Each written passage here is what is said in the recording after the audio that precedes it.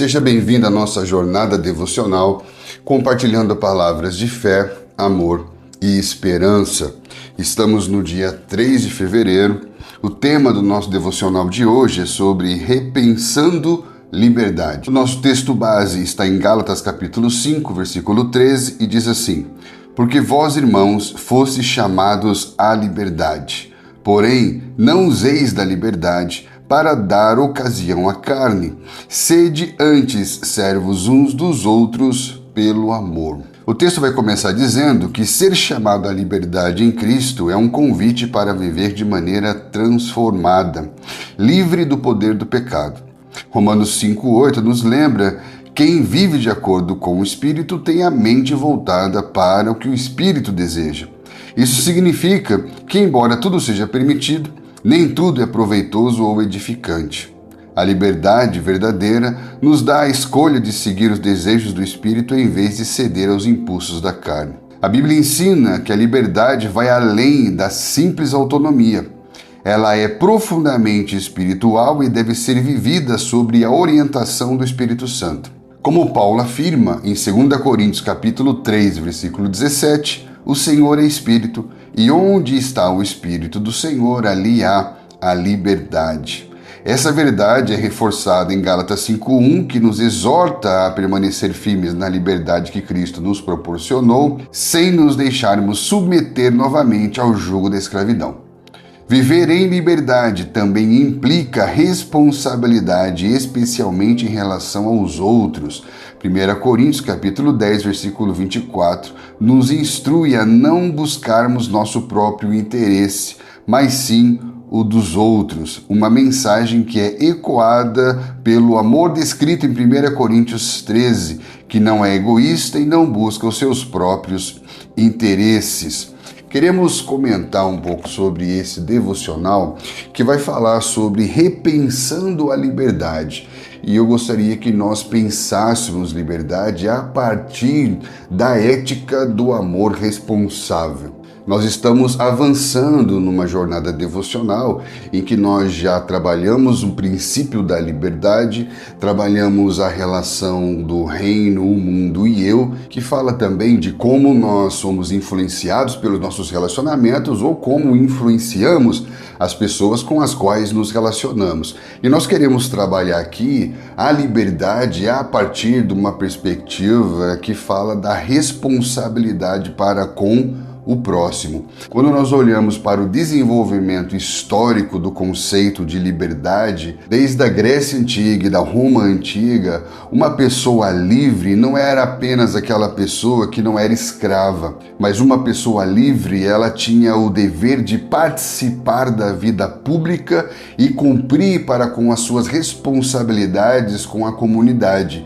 desde a questão familiar até a questão civil, até a questão militar. Então a liberdade dentro do contexto histórico, na antiguidade, ela implicava uma relação de direitos, de você ter voz nas decisões políticas, nas decisões públicas, mas ao mesmo tempo falava de uma relação de deveres em que você deveria cumprir para com as leis estabelecidas, para com as suas responsabilidades sociais. Então a noção de liberdade estava ligada à capacidade de viver em harmonia com a cidade, com a polis, com a comunidade, com a família, envolvendo a sua virtude cívica e a sua participação ativa na contribuição para o bem comum. Com o passar do tempo, nós observamos que a visão moderna e mais popular de liberdade vai trabalhar uma concepção muito mais individualista, principalmente após o Iluminismo e outras linhas filosóficas que surgiram depois. A ênfase vai agora estar sobre a autonomia do indivíduo, na ideia de que ser livre é poder tomar as decisões sem ser coagido, sem nenhuma restrição, que nada mais é do que fazer o que eu quiser sem se sentir necessariamente vinculado a algum tipo de responsabilidade social ou algum dever comunitário. Então, muitas vezes, essa ideia de liberdade associada à postura de fazer o que eu quiser sem pensar nos outros vai se encaixar perfeitamente na descrição que Paulo vai fazer em 1 Coríntios capítulo 13 do que seria um não amor.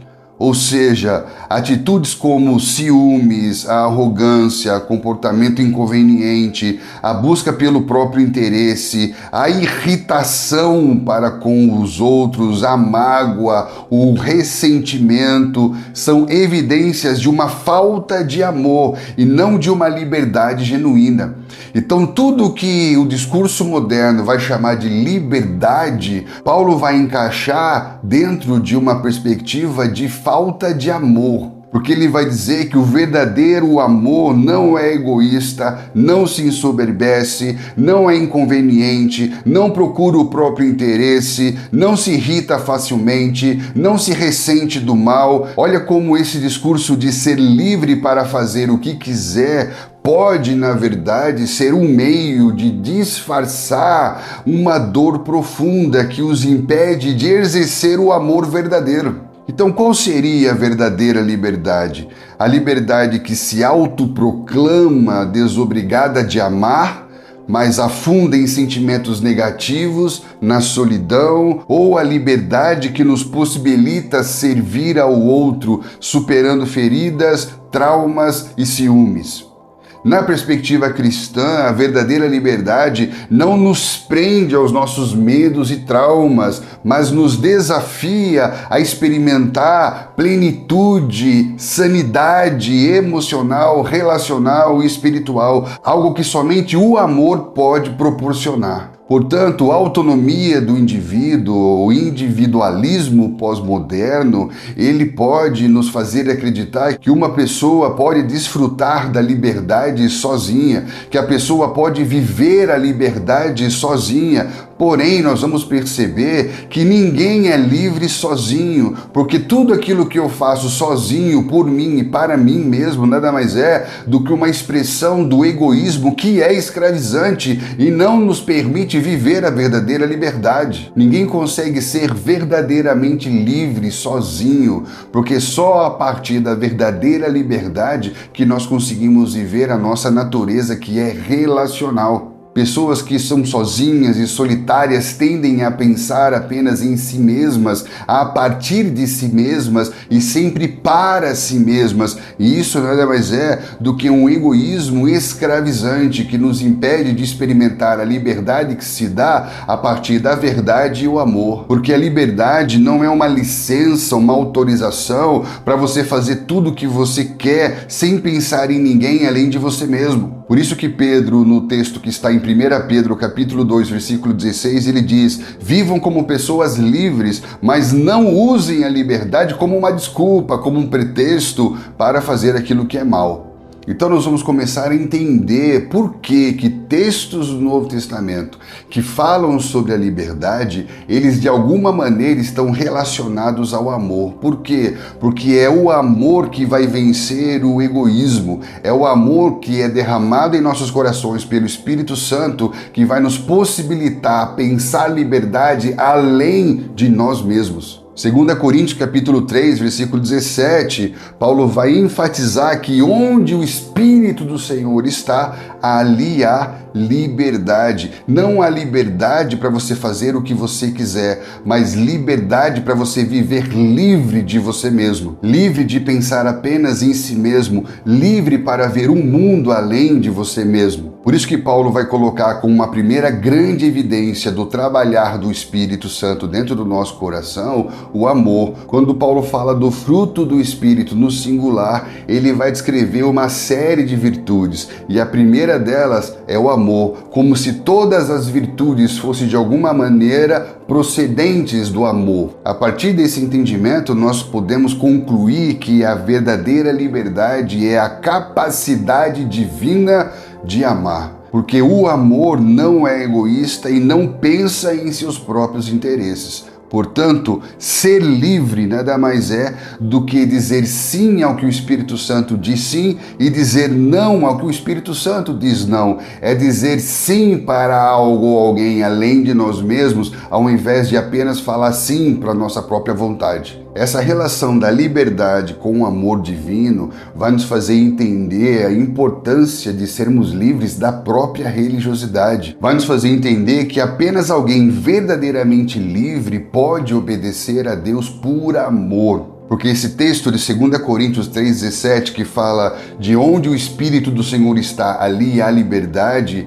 é uma liberdade justamente das limitações da religiosidade. Porque ele está falando de um contexto em que o Espírito Santo remove o véu para que possamos ver claramente, não mais pelas limitações da religião. Um princípio que fica muito claro no contexto de Gálatas. Eu te aconselho a você ler Atos 15 comparado com Gálatas capítulo 2. E aí você vai entender que as situações que estavam acontecendo em Gálatas capítulo 2 é que justificaram o concílio de Jerusalém em Atos 15, em que Paulo vai discutir com Pedro e os irmãos de Jerusalém justamente sobre a questão da liberdade dos gentios que estavam na Galácia. E em Gálatas capítulo 2, versículo 4, Paulo vai falar abertamente de falsos irmãos que estavam se introduzindo no meio da igreja para espionar, para espreitar a liberdade que eles tinham em Cristo Jesus. Olha que interessante.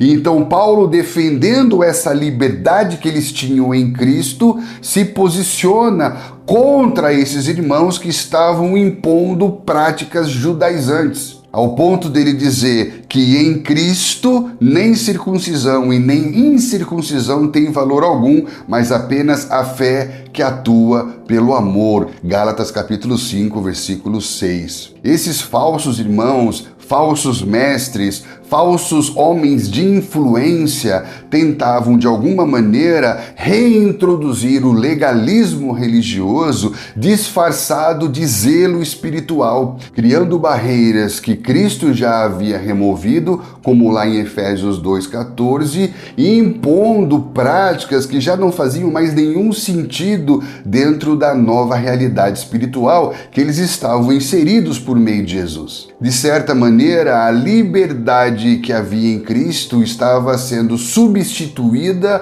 por exigências religiosas. É como se eles estivessem dando passo atrás em tudo aquilo que em Cristo a igreja dos gentios já havia avançado. Nesse contexto de Gálatas, mais especificamente em Gálatas 2, 11 e 13, você vai encontrar uma situação com Pedro muito constrangedora, em que ele entra em contradição por causa do medo da opinião dos irmãos de influência que chegavam de Jerusalém. E nesse contexto de medo por causa da imposição religiosa, nesse contexto de hipocrisia em que Pedro estava na mesa com os gentios e quando chegam os irmãos ele se levanta da mesa e recua da liberdade por medo do julgamento religioso, nesse contexto Paulo vai se posicionar a favor do evangelho e sem se importar com status ou com posição de influência. E ele vai dizer em Gálatas 2, versículo 5, que nem por uma hora ele se submeteu a essas imposições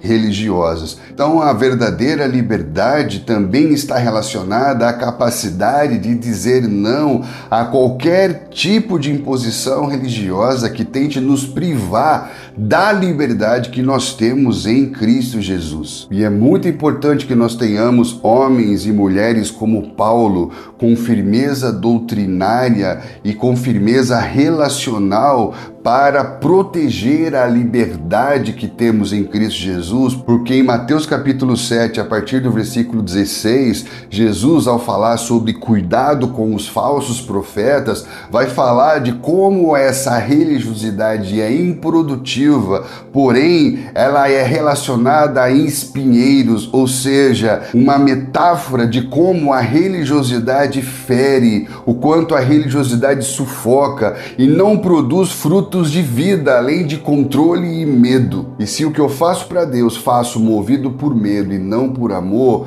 faço a partir de uma imposição religiosa e não a partir da liberdade espiritual que temos em Cristo Jesus.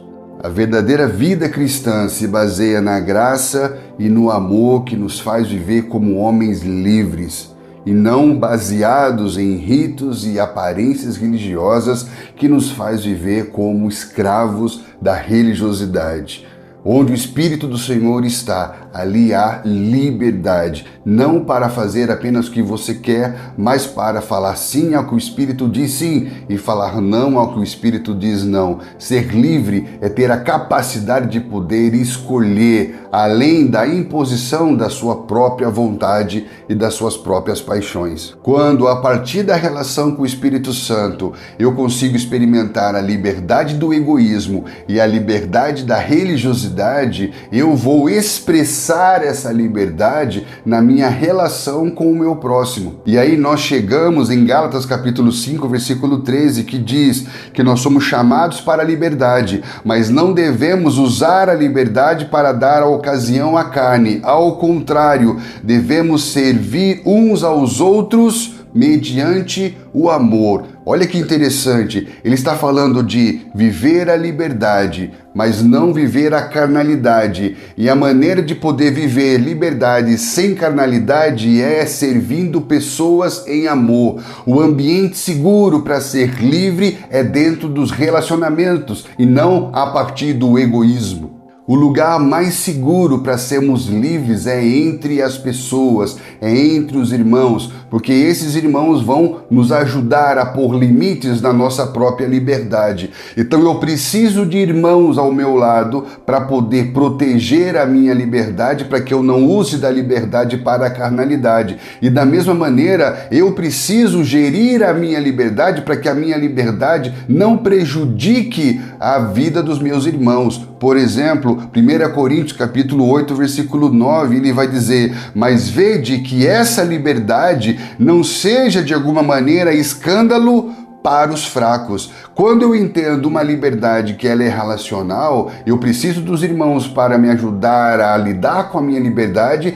e eu preciso aprender a lidar com a minha liberdade como uma maneira de cuidar dos meus irmãos. Nesse contexto aqui, Paulo está falando de carnes consagradas que eram oferecidas para ser consumidas. E alguns irmãos mais maduros na fé entendiam que não havia problema em consumir essas carnes por entenderem que os ídolos nada eram, nada podiam sobre suas vidas. Mas para alguns irmãos mais imaturos da fé, que Paulo chama de irmãos mais fracos na fé, tudo aquilo ainda tinha muito significado. E aqui nós identificamos que a verdadeira liberdade cristã está totalmente relacionada com a ética do amor responsável, porque é esse amor que vai nortear a liberdade, é o amor que vai orientar até onde eu posso ir nessa liberdade. Porque se a minha atitude, mesmo sendo lícita, escandalizar ou fazer tropeçar um irmão de consciência mais fraca, baseado nesse amor que orienta a minha liberdade, eu abro mão dessa atitude da qual eu tenho uma livre consciência para não prejudicar a consciência do meu irmão.